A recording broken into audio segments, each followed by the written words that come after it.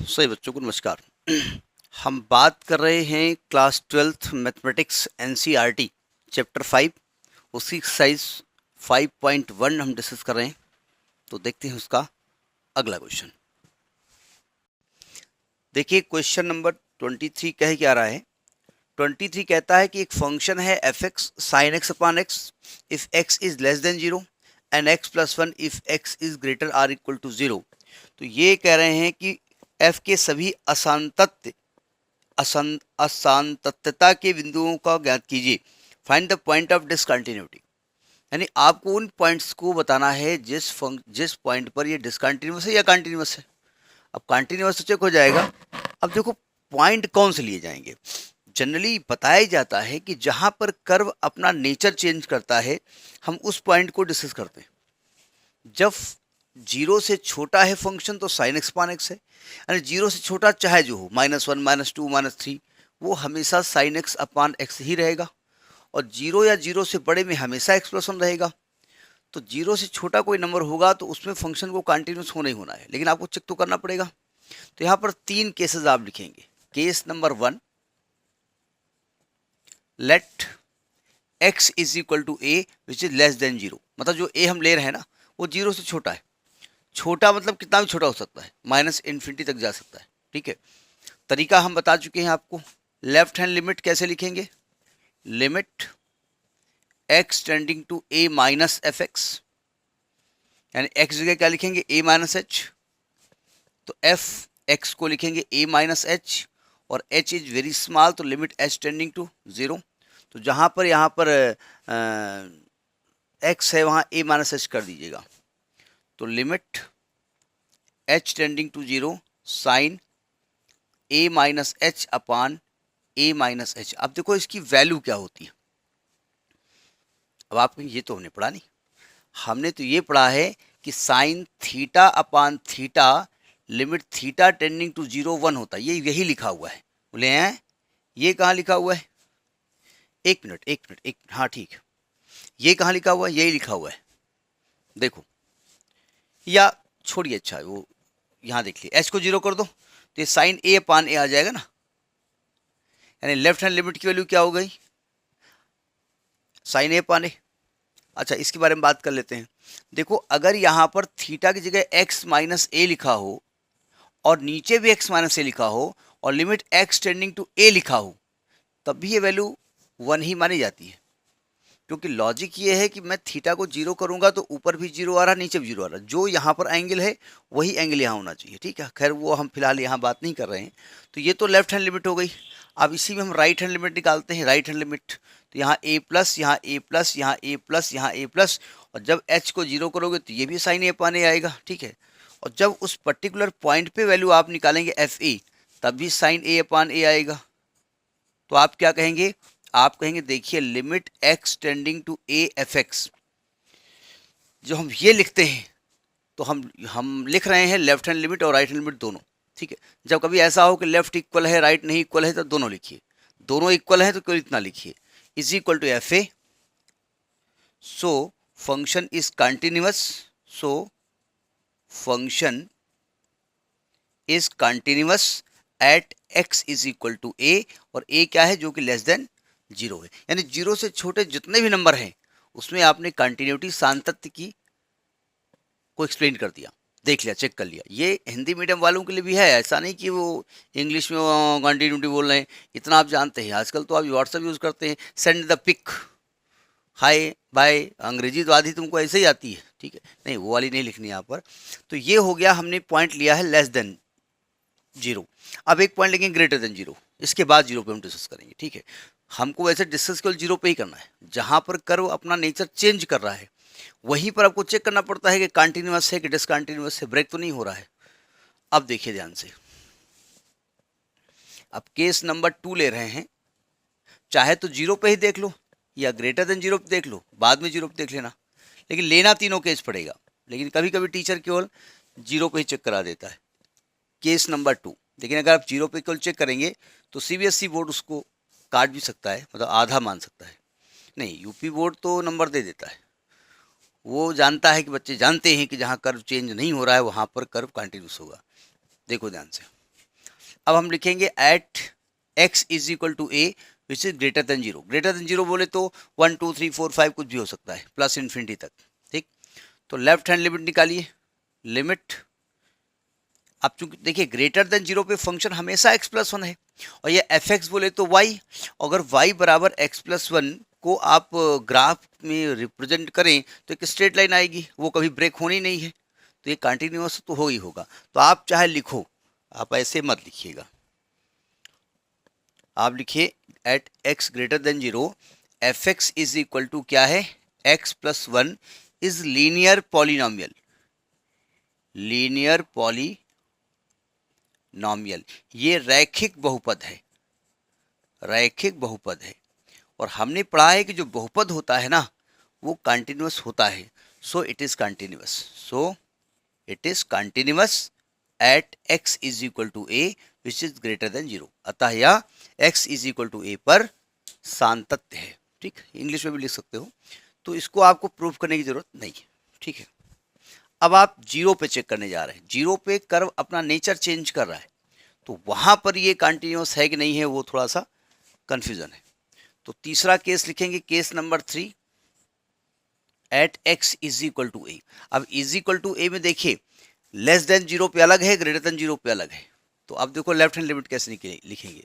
Left hand limit, limit का लिखने का तरीका वही है, हमने कंटिन्यूटी के का इंट्रोडक्शन अपलोड कर रखा है, उसको पढ़ने के बाद यहाँ पहुँचिएगा।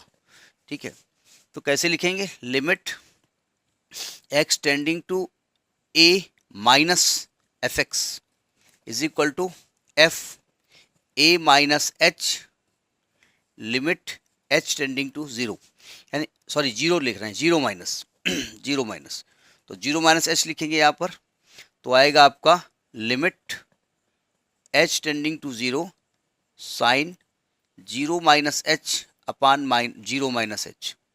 देखो जीरो माइनस एच का मतलब माइनस एच, लिमिट तब तक नहीं रखेंगे जब तक डिनोमिनेटर से हर से एच गायब ना हो जाए, जहाँ तक हो। अब अकेला ही एच है अपान में तो रखना ही पड़ेगा आपको। ठीक है, अब देखो अभी नहीं कुछ सॉल्व करेंगे, अभी इसको कुछ नहीं रखेंगे। Limit h tending to zero, सावधान, साइन ये माइनस एच लिखा है ना, साइन माइनस थीटा क्या होता है, माइनस साइन थीटा, और नीचे भी माइनस लगा है तो माइनस माइनस कट जाएगा, तो साइन एच अपान एच आएगा। और अभी हम बता चुके हैं साइन एच अपान एच वैल्यू वन आ जाएगी, मतलब लेफ्ट हैंड लिमिट की वैल्यू क्या हो गई, वन। ठीक है, अब राइट हैंड लिमिट निकालते हैं, तो राइट हैंड लिमिट लिखेंगे तो जीरो प्लस लिखेंगे, यहाँ जीरो प्लस लिखेंगे, और जीरो प्लस कहाँ रखेंगे, जहाँ फंक्शन जीरो से बड़ा हो, और जीरो से बड़ा फंक्शन कहाँ पे है, यहाँ पे है, तो इसमें रखना पड़ेगा ना, तो यहाँ रख के देखो लेफ्ट हैंड लिमिट की वैल्यू फिलहाल वन आ गई है। अब रुको यहाँ जीरो प्लस एच, तो limit h tending to zero, zero plus h plus one, जो आप यहाँ पर एच को जीरो पुट करेंगे तो राइट हैंड लिमिट की वैल्यू वन आ जाएगी, तो राइट हैंड लिमिट की वैल्यू कितनी आ गई, वन। अब उस पर्टिकुलर पॉइंट पे निकालो, तो जब डायरेक्ट जीरो करोगे तो कहाँ रखोगे, जहाँ फंक्शन जीरो के बराबर है, और फंक्शन यहाँ भी जीरो के बराबर है तो ये भी वन आ जाएगा। तो आप लिखेंगे as f zero minus h is equal to f zero plus h is equal to f zero, so it is continuous. यहाँ लिख दो limit h tending to zero, limit h tending to zero, तो लिखेंगे so it is continuous at x is equal to zero. अतः यह x is equal zero पर सातत्य है। ठीक है, तो ये क्वेश्चन नंबर 23वां हो गया। देखिए ये 24th क्वेश्चन तो आपके एनसीईआरटी का है, और ये आर डी शर्मा का एक्सरसाइज 8.2 का 17वां क्वेश्चन है।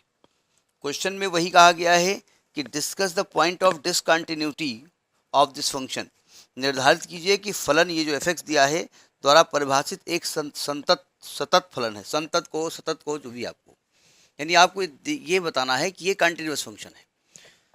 किस पॉइंट पे आप बात करेंगे, तो देखिए दो चीज़ें हैं, यहाँ पर zero not equal to zero पे बात करेंगे और जीरो पे बात करेंगे, दो पॉइंट है, लेस ग्रेटर की बात नहीं कर रहे हैं। तो पहला केस आप लिखेंगे case number 1 for x is equal to a, और ये a हम क्या ले रहे हैं, that is not equal to zero, यानी हम यहाँ पर फंक्शन हमेशा क्या लिखेंगे, sine x upon x, sorry x square sine 1/x लिखेंगे, ठीक है। और इसको लिखने में खास बात यह है कि आप जो भी पॉइंट लिखेंगे मान लेंगे वो जीरो के बराबर नहीं है, यही पे पॉइंट आप यही पे मतलब चेक कर लेंगे। तो पहले तो लेफ्ट हैंड लिमिट निकालते हैं। कैसे लिखेंगे? Limit x tending to a minus f x, फिर एक्स को क्या लिखना है? एक्स को लिखना है ए माइनस एच, और एच इज वेरी स्मॉल, तो limit h tending to zero करेंगे। अब देखिए एक्स को रखो यहाँ पर, तो आएगा आपका limit h tending to zero, ये होगा h square a minus h का whole square into sine 1/a minus h. अब क्वेश्चन ये उठता है, क्या मैं h को जीरो कर सकता हूँ? जी हाँ, कर सकते हैं, बस केवल शर्त यह है कि डिनोमिनेटर में जीरो नहीं आना चाहिए, ठीक है। तो यहाँ पर h को जीरो कर दीजिए। तो h को जीरो करेंगे तो ये क्या वैल्यू आ जाएगी? ए स्क्वायर साइन 1/a। तो ये तो आपका लेफ्ट हैंड लिमिट की वैल्यू आ गई, ठीक है। लिमिट निकालना आपने 11th में भी पढ़ा है, और 12th में कंटिन्यूटी का जो इंट्रोडक्शन है वह हमने पढ़ाया था कि लेफ्ट कैसे निकालते हैं और राइट कैसे निकालते हैं, ठीक है। अब आप निकालेंगे राइट हैंड लिमिट, तो ये a प्लस होगा, यहाँ a प्लस होगा, यहाँ a प्लस होगा, यहाँ a प्लस होगा, वैल्यू यही आने वाली है, ठीक है। अब आप निकालेंगे डायरेक्ट एफ ए की वैल्यू, तो x को a रखेंगे तो ये तब भी आएगा ए स्क्वायर साइन 1/a। तो आप क्या देख रहे हैं? As left hand limit is equal to right hand limit is equal to FE. So it is continuous at x is equal to a which is not equal to 0।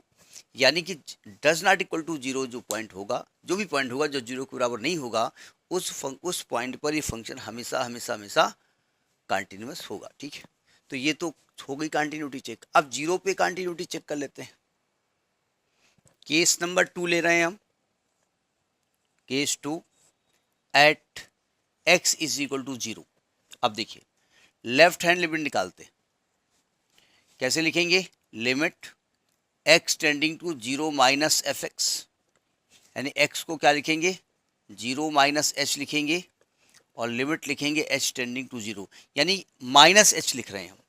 0 minus H बोले तो minus h. तो यहाँ जब रखेंगे value limit h tending to 0, कहाँ रखेंगे? जहाँ function zero से छोटा हो, यानी जीरो के बराबर ना हो, यहाँ रखेंगे। तो यहाँ रखो क्या आएगा? माइनस एच का स्क्वायर साइन -1/h।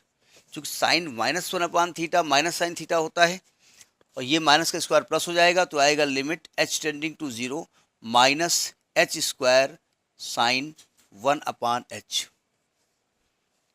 अब ज़रा समझने की कोशिश करिएगा, हम लिमिट कैसे ऑपरेट करें। देखो ये हमने पढ़ा है कि sine theta limit theta tending to 0 1 होता है। ऐसा कुछ यहाँ लिखा नहीं है, तो लिमिट तो रखनी पड़ेगी, और इस 1/h को हटा भी नहीं सकते हैं। ज़रा यहाँ सावधान, जब h को 0 करेंगे तो ये तो 0 आ जाएगा, ये क्या आएगा? अब आप कहेंगे भाई ये तो 1/0 आएगा, इन्फिनिटी हो जाएगा, नहीं साइन इन्फिनिटी। तो साइन इन्फिनिटी की वैल्यू क्या होगी? देखिए आप जानते हैं साइन का एंगल कुछ भी हो, इन्फिनिटी हो डबल इन्फिनिटी हो, उसकी वैल्यू +1 से -1 के बीच ही होती है। तो आप यहाँ लिखेंगे इनटू फाइनाइट वैल्यू